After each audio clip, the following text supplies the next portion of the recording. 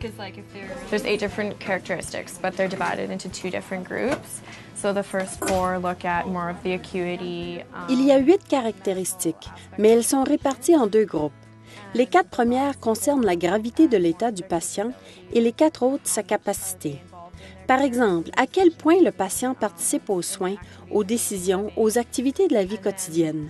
Ces chiffres nous aident à répartir équitablement la charge de travail. Hi, Frank.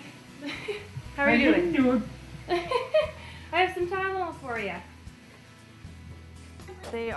Le patient qui nécessite moins de soins actifs peut être confié à une infirmière moins expérimentée, tandis que celui qui présente une affection aiguë aura l'attention d'une infirmière plus expérimentée, qui pourra lui faire les traitements appropriés. Il en va de la sécurité du patient.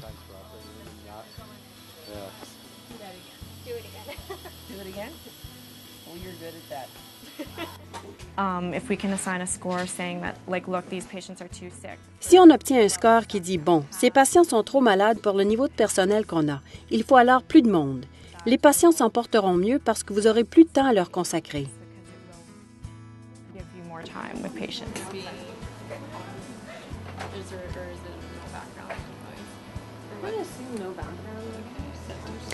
The tool promotes teamwork in that the way that we've structured the L'outil favorise le travail d'équipe parce qu'on s'en sert pour se parler et évaluer la situation. Quelqu'un parle de Mme X dans le premier lit. La gravité de son état est ceci, sa résilience cela. Elle a plusieurs parents qui ont beaucoup de questions, alors sa participation aux soins est peut-être élevée. Ce genre de conversation n'arrivait pas avant ou, au mieux, c'était très superficiel. Quand on se sert de cet outil d'évaluation, ou du moins qu'on se parle, on augmente son utilité comme moyen de communication et l'effet se répercute par vagues sur le reste des soins donnés ce jour-là. Just in the fact that when you're filling out the tool or when you're talking about filling out the tool, it increases that communication piece.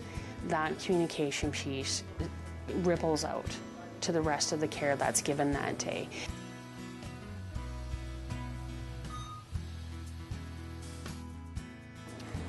I think what drew me to the project and got me interested in it was the aspect of nurse-patient. Ce qui m'a surtout intéressé du projet, c'était le ratio infirmière-patient.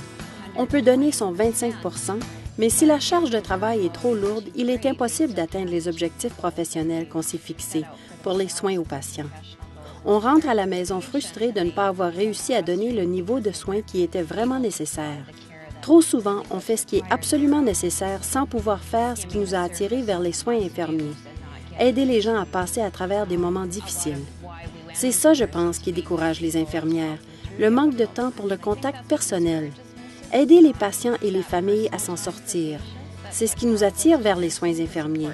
Mais on est forcé de s'en tenir aux stricts soins infirmiers. À la longue, c'est un peu décourageant.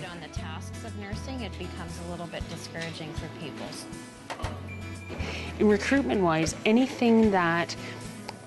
recrutement, tout ce qui force à examiner le travail d'équipe, à élargir le champ de pratique, à étendre ce qu'on fait pour rehausser les soins aux patients aide à la réputation.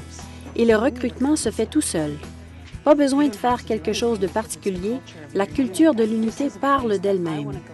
C'est là que je veux travailler parce que Médecine au 6e fait un travail d'équipe impeccable. Les soins aux patients sont bons et la mère d'un de mes amis a été soignée là. Et c'est là qu'elle a eu les meilleurs soins de sa vie. C'est ça que je veux dans mon unité.